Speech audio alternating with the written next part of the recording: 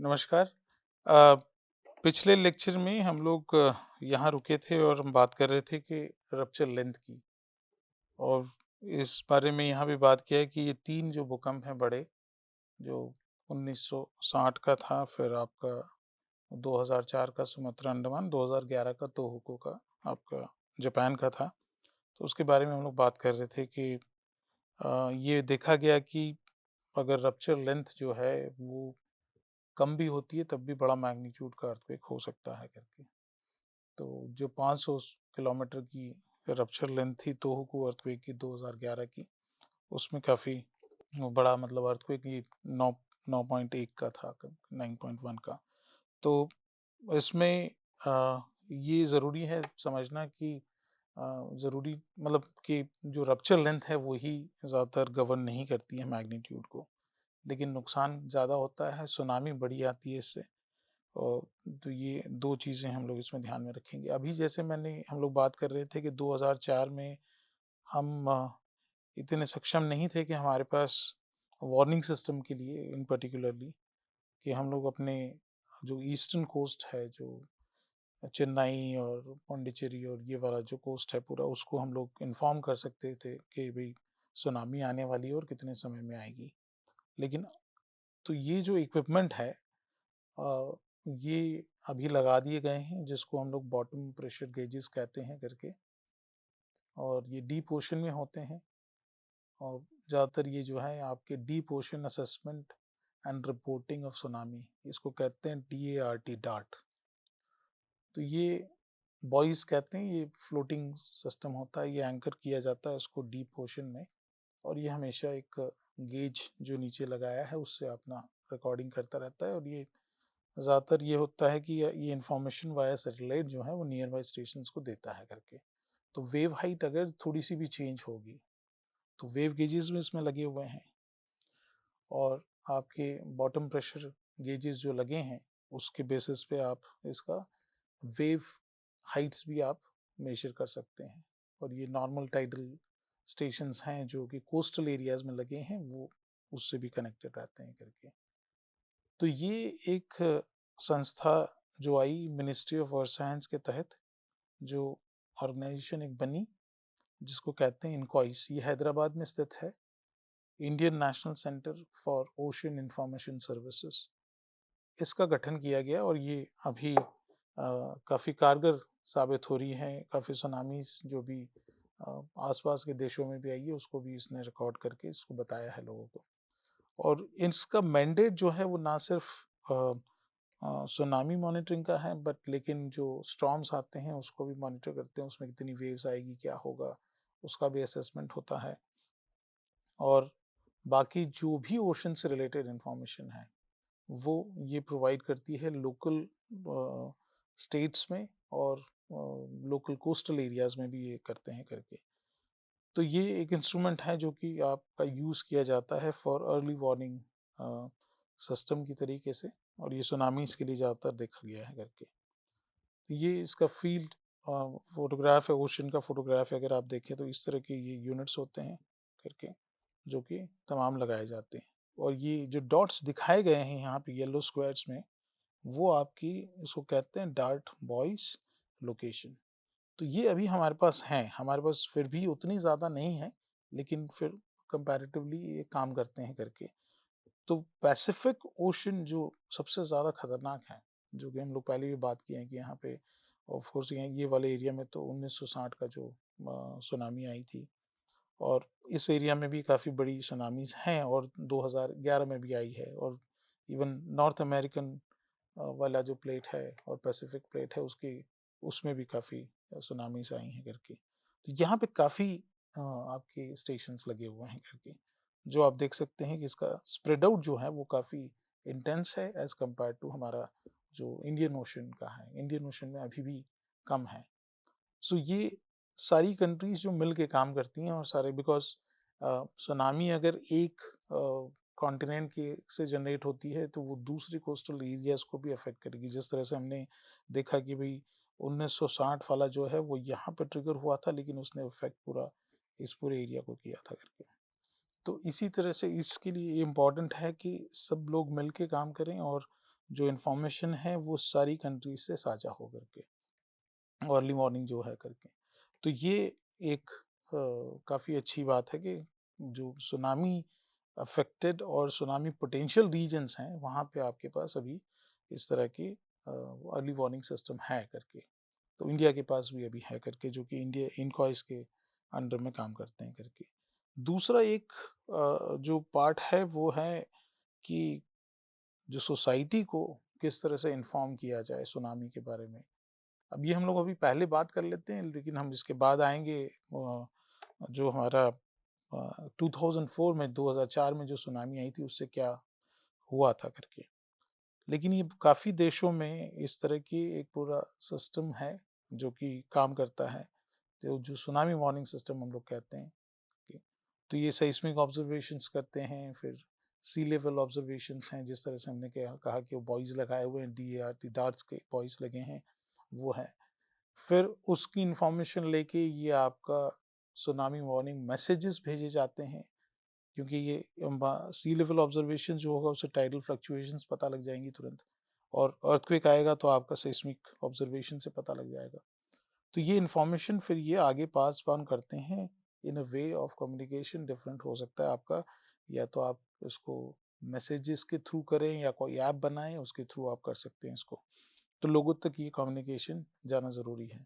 और coastal communications जो हैं वो रेजिडेंशियल के लिए, वहाँ के रेसिडेंट्स के लिए बहुत इंपॉर्टेंट है, बिकॉज वो हेल्प करेंगे आपका इवैक्यूएशन के लिए करके, और वहाँ की लोकल एजेंसीज जो हैं करके।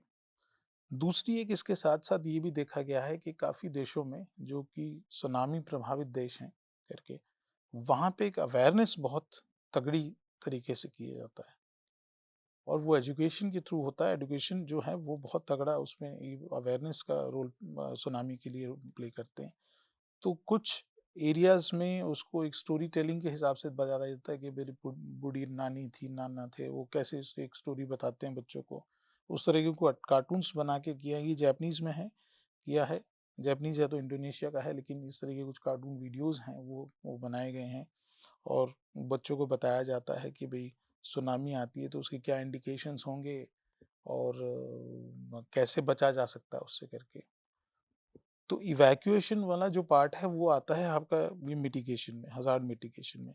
तो इसमें ये क्या हम लोग करते हैं, जिस तरह से हमने बात की थी कि रन अप की इंफॉर्मेशन हमारे पास होना बहुत ज़रूरी है किसी भी सुनामी के लिए।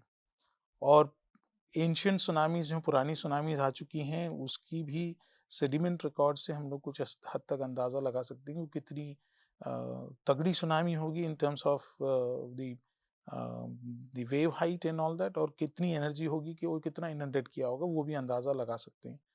तो उसके बेसिस पे हज़ार्ड मैप्स तैयार किए जाते हैं। तो जो भी कोस्टल टेरेन है उस जिस एरिया में सुनामी अफेक्ट कर सकती है उसके एक जोनेशन मैप होंगे, हज़ार्ड मैप होंगे, और सुनामी हज़ार्ड मैप उसको कहेंगे हम लोग। तो ये मैप्स तैयार करने के बाद ये पार्ट जो है नीचे जो यहाँ पे साइन बोर्ड लगा हुआ है, ये काफ़ी कंट्रीज में, यूएस का है ये। यूएस में इस तरह के साइन बोर्ड्स लगे हुए हैं जिसमें सुनामी का सिंबल बना हुआ है, और उसके बाद लिखा हुआ है नीचे इवैक्यूएशन रूट। तो ये जगह जगह पे लगे हुए हैं, और ये आपको इंडिकेट करते हैं कि आपको किस तरफ जाना है। मान लीजिए आप आधा रास्ता कहीं पे भी हैं, तो वो इंडिकेट करेगा कि आपको हाई ग्राउंड पे जाना है यहाँ पे, और ये रूट है उसका। तो ये इवैक्यूएशन प्लान के तहत और वार्निंग सिस्टम के तहत ये काम करता है पूरा करके।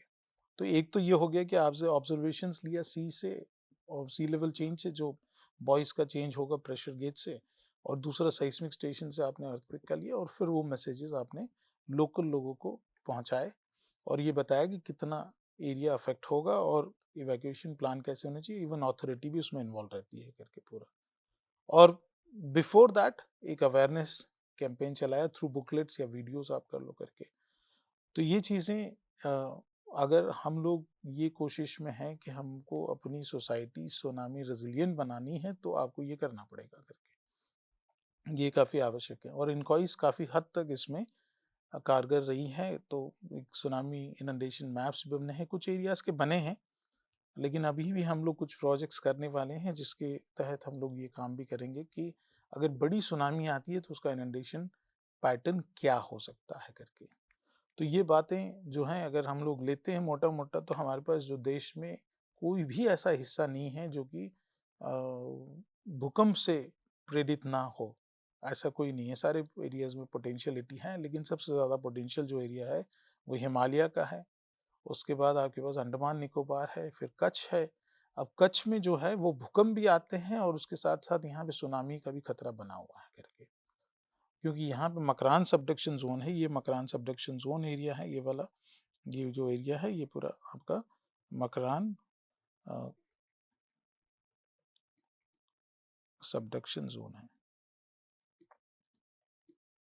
तो मकरान सबडक्शन ज़ोन है, ये भी पोटेंशियल एरिया है जो कि बड़ी सुनामी पैदा कर सकता है। लेकिन उतनी बड़ी आई है कि नहीं आई है जितनी अंडमान में आई थी, वो अभी एक बड़ा प्रश्न चिन्ह है यहाँ पे। तो इस एरिया में देखा गया है कि 325 बीसी में यहाँ पे बड़ी सुनामी है और 1945 में है करके एक सुनामी है जिसका उल्लेख रिकॉर्ड्स में है कि वो कि द्वारका की कोस्ट को उसने अफेक्ट किया था और इवन वो मुंबई तक के एरिया को उसने अफेक्ट किया था, लेकिन इतना ज़्यादा तबाही नहीं थी करके। तो अभी कुछ हमारी टीम, हमारे स्टूडेंट्स हैं, वो काम कर रहे हैं इसमें कि वो देखना चाहते हैं कि भई ये इस तरह की सुनामी जो थी, वो पहले ज़माने में कैसे अफेक्ट किया था वहाँ पे, क्योंकि गुजरात जो एरिया है वो एक, और कच्छ इन पर्टिकुलरली वो एरिया में काफ़ी फ्लरिशिंग सिविलाइजेशन था, जैसे इंडस वैली सिविलाइजेशन कह लो या सरस्वती सिविलाइजेशन कह लो। तो वो था, तो वो कैसे खत्म हुआ? क्या सुनामी ही है उसका कारण था, क्या भूकंप थे या क्लाइमेट चेंज था करके। अभी एक स्टडी आई है जिसमें सबसे मुख्य स्थान जो है इसमें धोलावीरा है, जहाँ पे हड़प्पन सिविलाइजेशंस की बात कहते हैं और इंडस वैली सिविलाइजेशन से रिलेटेड है। तो वहाँ पे सुनामीज़ के कुछ अवशेष उनको मिले, ये बताया गया है करके। लेकिन हम भी कोशिश में हैं कि हम पूरी डिटेल स्टडी करें उसकी, इस एरिया की, और बताएँ। तो हमारा एक स्टूडेंट है, वो अब यहाँ पे काम भी कर रहे हैं इसमें। तो जल्द पता लगेगा हमको कि क्या सुनामीज़ थी कि नहीं पास्ट में करके। तो ये देखा गया है, तो हमारे पास कोई एरिया ऐसा बचा नहीं है जो कि ज़ोन 5 में हम लोग तीनों चारों तरफ से घिरे हुए हैं करके। लेकिन जब अभी बात आ रही है कि अंडमान की है, तो देखते हैं कि क्या हुआ था 2004 में। तो 2004 में को साइस्मिक मतलब ड्यूरिंग अर्थक्वेक क्या लैंड लेवल चेंज हुआ पूरा। तो ये तस्वीर है जो कोरल आइलैंड है एक छोटा-सा, उसकी दिखाया, बहुत बड़ा सुंदर एरिया है करके। लेकिन इसमें जो दिखाया गया है वो देखेंगे तो आप, ये वेव्स हैं वो यहाँ तक ही आती हैं, लेकिन पहले जो है वो यहाँ तक जाती थी। क्योंकि ये आपकी यहाँ पे ये बीच है, और बीच एरिया जो होता है वो हाई टाइड लो टाइड का होता है करके। तो वो एरिया आपका जो है वो तभी बीच बनती है, हाई टाइड में, लो टाइड हो पानी आता है, पानी जाता है उसमें, तभी ये बीच का प्रोसेस जो है वो कोस्टल प्रोसेस की वजह से बनती है। लेकिन अभी ये पानी यहीं तक आता है, यहाँ तक नहीं आता करके।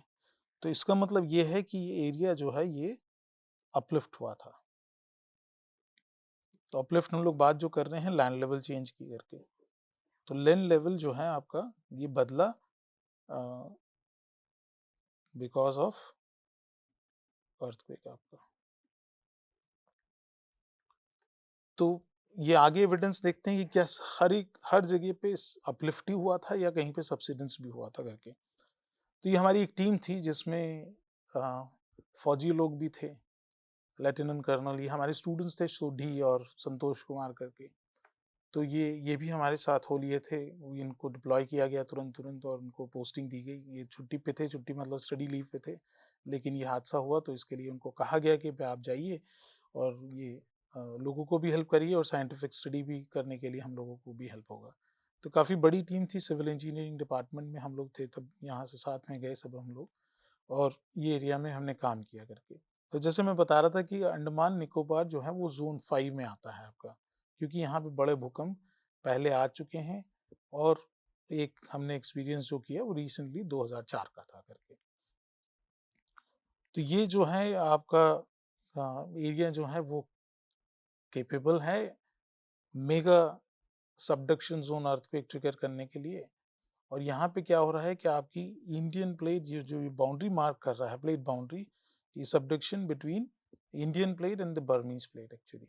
तो इंडियन प्लेट है वो सबडक्ट कर रही है बर्मीज प्लेट के अंदर, a part of Eurasian plate करके। तो ये चीज़ें थी, कुछ जीपीएस के पहले के मेजरमेंट्स थे लेकिन इतने सटीक नहीं थे जितने होने चाहिए थे उस एरिया में, और वो था। तो ये मैप में अगर आप देखें तो ये पूरा एरिया था जो रप्चर हुआ था करके। इस ये पोर्शन जो है वो ट्रायंगल्स जो दिखा रहे हैं, ये सारा पूरा आपका ये आर्क का पोर्शन है, सबडक्शन जोन एरिया है करके। ये प्लेट बाउंड्री है आपकी इंडियन प्लेट और बर्मिस प्लेट के बीच की, जो कि यूरेशियन प्लेट का पार्ट है करके। तो ये सबडक्शन जोन है आपका, और इसको हम लोग कहते हैं ट्रेंच जोन। जैसे मरियाना ट्रेंच होती है, या आपको हम लोग कहते हैं कि आपकी चिलियन ट्रेंच है, तो इसी तरह से ये अंडमान ट्रेंच है। और ये पूरा सबडक्शन जोन है, उसको सुमात्रा अंडमान सबडक्शन जोन भी कहा जाता है, सुमात्रा अंडमान आर्क भी कहा जाता है इसको करके।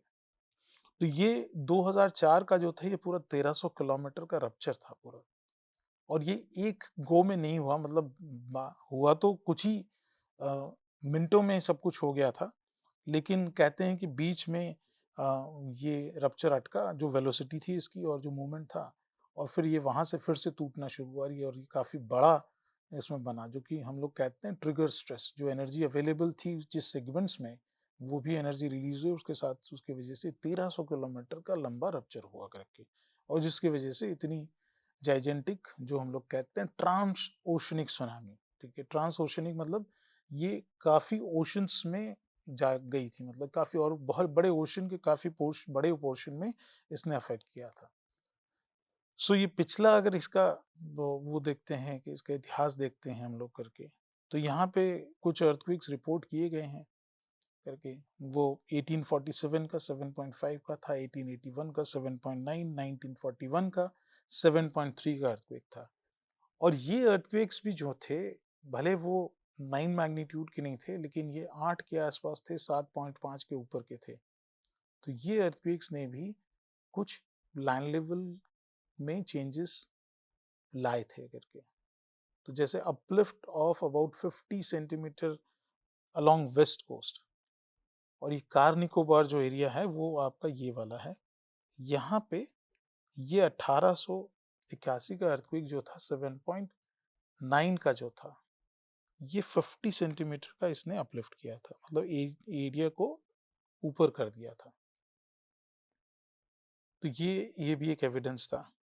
और दूसरा भी था कि the region provides an ideal tectonic setting for occurrence of mega thrust earthquake or mega subduction zone earthquake and effect of the tsunami which is like we have experienced in 2004. तो बड़ी सुनामीज को भी generate कर सकता है, ऐसे earthquakes आ चुके हैं पहले, और 2004 में फिर आया था ये करके। लेकिन ये काफ़ी नहीं था, हमने काफ़ी स्टडीज़ की उसके बारे में, हम लोग बाद में एक लेक्चर है स्पेशल उस पर बात करेंगे, लेकिन आज लैंड लेवल चेंज की बात करते हैं करके। तो coseismic land level changes along Andaman and Nicobar, ये जब हम लोगों ने सर्वे शुरू किया तब हमको पता नहीं था कि किस तरह के चेंजेस होंगे, लेकिन जापानीज लोगों को ये पता था कि इतने बड़े भूकंप में क्या क्या बदलाव आए हो सकते हैं करके। तो उनसे हमने कुछ सलाह ली, और फिर हम लोग ने फील्ड कंडक्ट किया। फील्ड कंडक्ट करने में हमने कोशिश ये की कि हम लोग फ्लाई करें उस पर। नुकसान तो बहुत हुआ था, काफ़ी लोग मरे थे यहाँ पे, लेकिन हमारे लिए ये ज़रूरी था कि उस एरिया में डिफॉर्मेशन क्या हुआ है, क्या पैटर्न है, ताकि भविष्य में हम वो डेटा को इस्तेमाल करके हम अपने लोगों को सेफ एनवायरनमेंट दे पाएँ। ये हमारी कोशिश थी। तो हम लोग ने इसको फ्लाई किया इस एरिया में, और कोस्ट गार्ड्स की मदद ली, एयरफोर्स की मदद ली हमने, और इस एरिया में हम लोग फ्लाई किए। तो फ्लाई करने में और ग्राउंड पे भी हमने स्टडीज़ की, ग्राउंड में भी सारे ऑब्जर्वेशंस लिए। तो उससे ये निकल के आया कि सबसे ज़्यादा जो एरिया अपलिफ्ट हुआ था वो आपका ग्रेट निकोबार था। और ग्रेट निकोबार कहाँ पे है आपका, ये वाला एरिया जो है वो ग्रेट निकोबार है। और ये कहते हैं हम लोग सदर्न मोस्ट टिप ऑफ और द पॉइंट ऑफ इंडियन सब कॉन्टिनेंट, और इंडिया हम लोग कह लें अपनी अपनी देश का सदर्न मोस्ट पॉइंट है ये करके। और एक चीज और ध्यान में रखिएगा कि ये सुमात्रा में जहाँ पे आपका ये भूकंप आया था, इससे ये ज्यादा दूर नहीं है करके, ये ज्यादा दूर नहीं है इससे करके। तो इसको आप थोड़ा सा ध्यान में रखिएगा। तो ये यहाँ पे जो है ग्रेट निकोबार था, इसमें 3 मीटर का अपलिफ्ट था। सॉरी सबसिडेंस था। तो जो आप ये देख रहे हो कि सबसिडेंस जो है, ब्लू वाला जो दिखाया है वो सबसिडेंस है आपका, और रेड में जो नंबर लिखे गए हैं वो अपलिफ्ट है। तो ये वाला आप थोड़ा-सा ध्यान में रखें। तो ये जो एरिया है ये ग्रेट निकोबार, ये सुमात्रा के काफ़ी करीब है। हम लोग पोर्ट ब्लेयर की ज़्यादातर जो फ्लाइट जाती है वो पोर्ट ब्लेयर जाती है, तो पोर्ट ब्लेयर यहाँ पे है।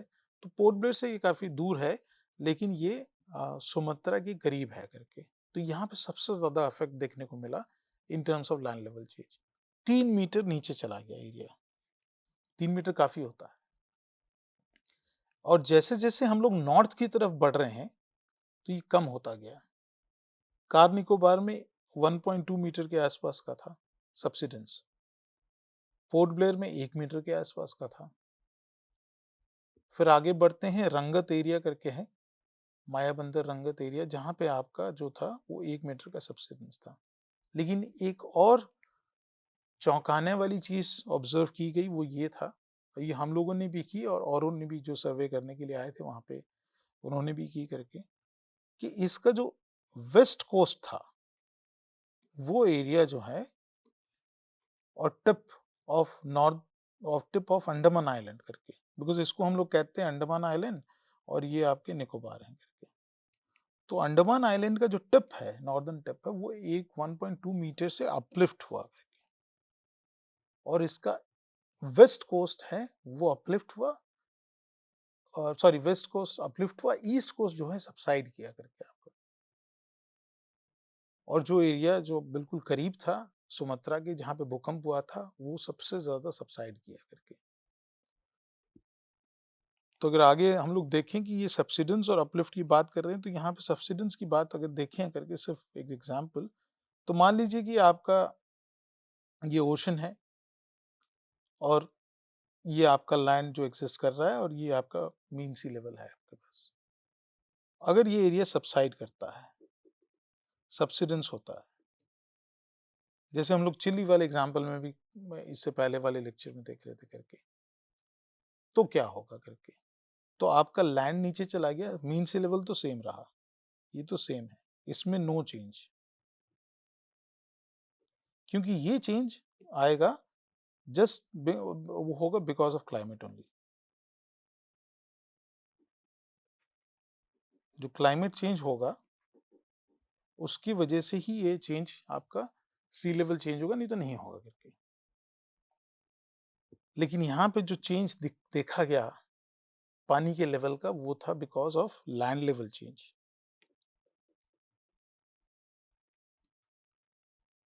और लैंड लेवल चेंज यहाँ पे क्या हुआ था, जो कि आपका जो ब्लू में दिखाया गया, वो सारे हिस्से जो इलाके थे वो बिकॉज ऑफ सब्सिडेंस।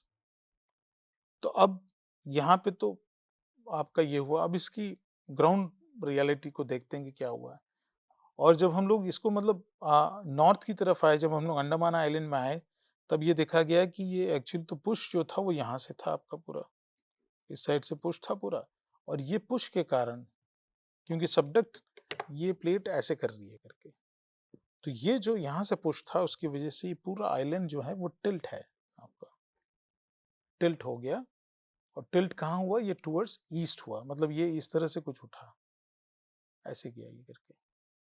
तो ये पोर्शन जो है ये अपलिफ्ट हुआ, और ये एरिया सबसाइड हुआ, और यहाँ से करके आपकी जीरो लाइन निकल रही है करके, यहाँ पे कुछ नहीं हुआ इस एरिया में। तो ये आइलैंड जो था ये बिल्कुल ऐसे करके ऐसे टिल्ट हुआ।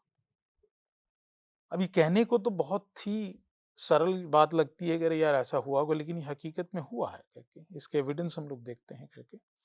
तो ये देखा गया, ये दूसरे जो टीम्स थी उन्होंने भी जब मेजरमेंट किए, हमने भी मेजरमेंट्स किए, उसके बाद ये मैप एक तैयार किया गया, जिसमें ये देखा कि एक एक लाइन जो है, जीरो लाइन जो है, उसमें कुछ चेंजेस नहीं आए आपके,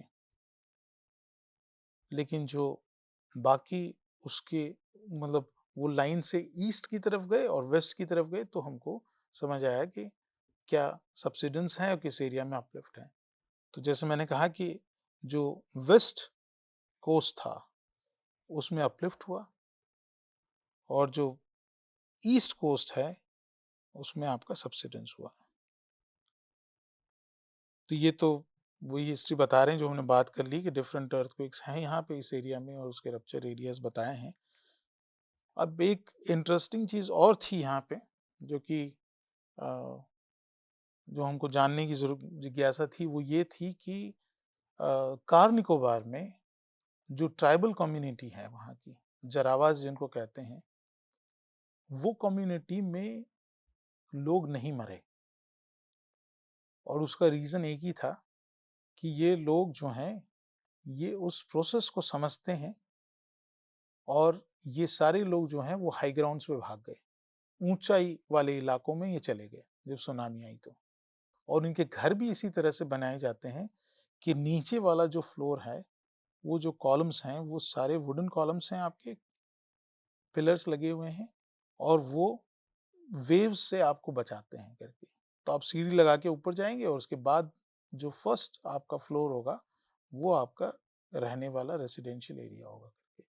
नीचे वाला पूरा पोर्शन जो है आपका खाली है, to save themselves from waves, high waves actually.